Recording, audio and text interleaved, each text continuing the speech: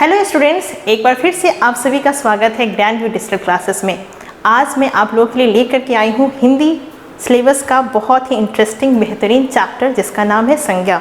इससे ठीक पहले आपने पढ़ा था शब्द, और शब्द की जानकारी जैसे ही आपने ली, आपने वीडियोस देखे होंगे, समझ में आया होगा। और शब्द के ठीक बाद जो हमें पढ़ना है वो है संज्ञा। किसी भी सिलेबस को पढ़ने के लिए अगर आपको एग्ज़ाम क्रैक करना है इन हिंदी ग्रामर या इंग्लिश ग्रामर, आपको सीरियल वाइज पढ़ना बहुत ज़रूरी होता है।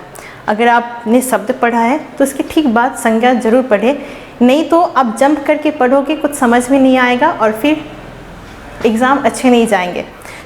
आपने शब्द पढ़ा था और शब्द में मैंने बताया था कि वर्णों को जब हम एकत्रित करते हैं और उसकी जो सार्थक ध्वनि होती है वो शब्द कहलाती है। अब ये शब्द वाक्य में कैसे प्रयुक्त होते हैं, इस वीडियो के बाद मैं पद परिचय का भी एक वीडियो बनाऊंगी, उसे आप लोग देखोगे। आपने पढ़ा था शब्द में मान लो कि एक मैं वर्ड लिखती हूँ श्याम। ये श्याम क्या है? एक शब्द है, ठीक है। श्याम किसी लड़के का नाम है। तो ये शब्द, इससे मैं वाक्य बनाती हूँ, श्याम रोटी खाता है, ठीक है। ये एक वाक्य बना, श्याम रोटी खाता है। इससे पहले जब तक श्याम इस वाक्य में नहीं आया था, आपने इसे कहा शब्द, कि ये एक शब्द है, ठीक है। जैसे ही ये श्याम एक वाक्य में प्रयुक्त हो गया, वाक्य में आ गया, अब हम इसे शब्द नहीं कहेंगे, क्या कहेंगे? ये शब्द पद कहलाएगा। क्या कहलाएगा? पद। क्या होता है पद? जब कोई शब्द किसी वाक्य में प्रयुक्त हो, जब कोई शब्द वाक्य में इस्तेमाल किया जाए, उसका प्रयोग किया जाए, वह शब्द पद कहलाता है। तो ये श्याम जो है पहले शब्द था, अब ये वाक्य में प्रयुक्त हो गया, श्याम रोटी खाता है। इसमें हर एक शब्द क्या कहलाएगा? पद। और ये जो श्याम है ये पद है। कौन सा पद है ये जानना जरूरी है। कौन सा पद है? ये है संज्ञा पद। ये है संज्ञा पद, ठीक है। और इसी पद के बारे में, संज्ञा पद के बारे में आज हम लोग पढ़ने वाले हैं, इसके भेद, इसके रूप और इसकी प्रकृति कैसी होती है, ठीक है। पद परिचय का एक विशेष वीडियो में बनाऊंगी, वो आने वाले दिनों में बनेंगे और आप लोग देखोगे, ठीक है। बढ़ते हैं आगे। संज्ञा।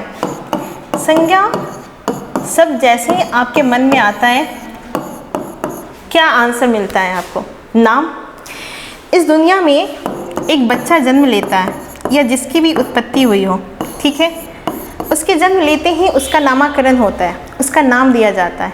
यानी इस संसार में जितनी भी वस्तुएं हैं, वस्तु का मतलब सिर्फ थिंग्स नहीं, वस्तु में धर्म भी आते हैं, पदार्थ भी आते हैं, सब चीज़।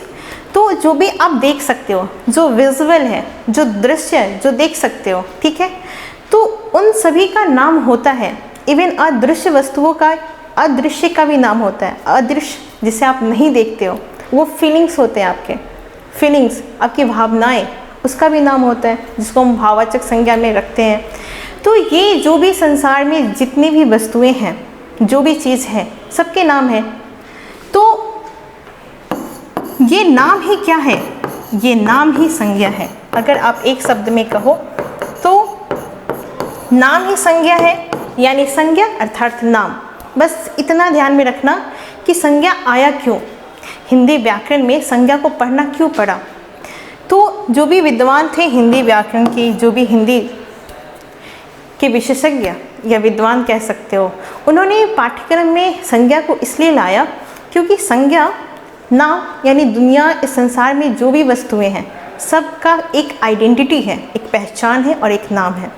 तो आज का जो टॉपिक हम लोग डील करने वाले हैं संज्ञा में, उसके कार्य, संज्ञा का क्या क्या कार्य होता है, उसके भेद, संज्ञा का रूपांतरण, यानी संज्ञा पे कौन कौन से तथ्य का असर पड़ता है, मतलब लिंग और वचन, कारक का किस तरीके से संबंध है एक दूसरे से संज्ञा के साथ। तो ये हम जानेंगे। लिंग, वचन, कारक और पद परिचय। संज्ञा जैसे ही आप खत्म करोगे पढ़ के, तो संज्ञा के जस्ट बाद हम लोग लिंग, वचन और कारक पढ़ने वाले हैं। क्योंकि इन तीनों का कुछ ना कुछ संबंध है संज्ञा से। ठीक है, तो आपने देखा कि संज्ञा क्या है, नाम है, वो किसी विशेष वस्तु का भी हो सकता है, अपने अंदर फीलिंग्स जो होते हैं, भावनाएं होते हैं, उनके भी नाम हो सकते हैं, है ना। संज्ञा की अगर परिभाषा आपको लिखनी पड़े तो किस तरीके से लिखोगे? सबसे पहली बात, किसी भी टॉपिक को समझो पहले, वो उसका क्या मकसद है, क्या इंटेंशन है उसको पढ़ने का, फिर आप डेफिनेशन परिभाषा तो खुद दे सकते हो। तो अगर संज्ञा की परिभाषा की बात करें, अगर आपको लिखना है तो आप इस तरीके से लिख सकते हो, क्योंकि संज्ञा क्या है, विकारी शब्द। मैंने पिछले क्लास में पढ़ाया था विकारी और अविकारी शब्द। विकारी इसलिए क्योंकि वैसे शब्द जिस शब्द पे लिंग वचन कारक का प्रभाव पड़े, कैसे पड़े, मैंने बताया था कि मान लो कि ये एक शब्द है लड़का, ठीक है, इसका लिंग ये संज्ञा है, ठीक है। अगर इसको हम इसका लिंग बदले तो लड़का से लड़की, तो देखो संज्ञा में लड़का खा रहा है, ठीक है।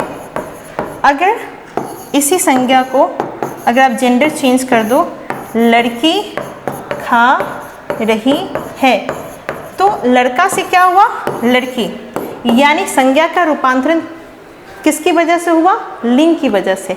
वैसे ही वचन से आप अगर देखो तो लड़के लड़का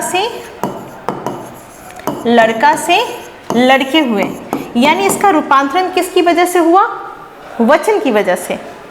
तो लड़का से लड़के, लड़का से लड़की, ठीक है। अगर कारक चिन्ह की तरफ जाओ तो लड़कों ने, ठीक है।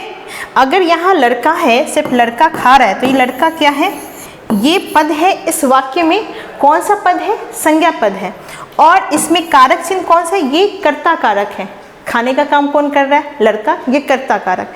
तो कारक, वचन और लिंग, इन सभी से या काल से, इन सभी का अगर प्रभाव पड़े जिस शब्द पे, उसका रूपांतरण हो जाए, वो विकारी शब्द। पिछले क्लास में मैंने बताया था, ठीक है। तो ये संज्ञा विकारी शब्द है। विकारी शब्द में मैंने आपको बताया था संज्ञा, सर्वनाम, क्रिया और विशेषण। ये जो चार शब्द हैं, ये जो चार टॉपिक आपको पढ़ने हैं, ये किसके अंतर्गत पढ़ने हैं, ये आपको विकारी के अंदर पढ़ने हैं, ठीक है। अविकारी के बारे में मैंने बताया था कि जिस पे लिंग वचन कारक का कोई भी प्रभाव नहीं पड़े, उसके आने से उस शब्द में कोई परिवर्तन ना हो, वो अविकारी होता है। जैसे एक एग्जाम्पल लेते हैं, इधर। इधर का क्या आप लिंग चेंज कर सकते हो, नहीं। इसका क्या बहुवचन बन सकता है, नहीं। तो ये सारे शब्द क्या हो जाएंगे, अविकारी शब्द में। अविकारी शब्द में कौन कौन से आते हैं,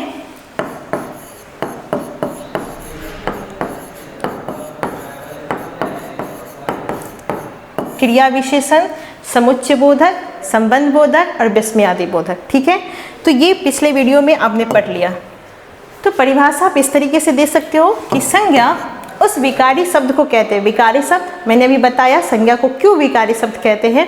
तो संज्ञा उस विकारी शब्द को कहते हैं जिसे किसी विशेष, अब विशेष में जो भी पार्टिकुलर है, ठीक है, विशेष वस्तु या भाव जो आप फीलिंग शेयर करते हो, जो आपका एक्सप्रेशन है, भावना, भाव और जीव के नाम, या आप कह सकते हो ये जो विशेष वस्तु है, वस्तु का मतलब सिर्फ वस्तु, थिंग्स, ऑब्जेक्ट। वस्तु में धर्म भी आते हैं, वस्तु में पदार्थ आते हैं, सब चीज़ आता है वस्तु में, ठीक है। तो जो विजुअल है, ठीक है, उन सभी का नाम अगर बोध हो, उसकी आइडेंटिटी, उसके नाम के बारे में पता चले, तो वो क्या है, संज्ञा है, ठीक है। यहाँ वस्तु का प्रयोग व्यापक अर्थ में हुआ है, व्यापक अर्थ में, ठीक है। केवल वाणी और पदार्थ का वाचक नहीं, सिर्फ वो पदार्थ को ही नहीं बल्कि उसके धर्मों का भी सूचक होता है, ठीक है। अर्थात संसार में जितनी भी वस्तुएं हैं, जो भी विजुअल है, सभी का एक ना एक नाम है, और नाम ही क्या है, संज्ञा है। और इन्हीं के आधार पे संज्ञा का वर्गीकरण किया गया है और इनके भेदों को बांटा गया है। बहुत से मत ऐसे हैं कि संज्ञा के 5 प्रकार होते हैं, लेकिन किसी किसी का मानना है, किसी किसी विद्वान ने कहा कि उसको 3 भागों में ही डाल दिया गया है। इसके आगे पढ़ेंगे हम। अगले क्लास में हम जानेंगे संज्ञा के भेद के बारे में और इसकी विस्तृत जानकारी लेंगे।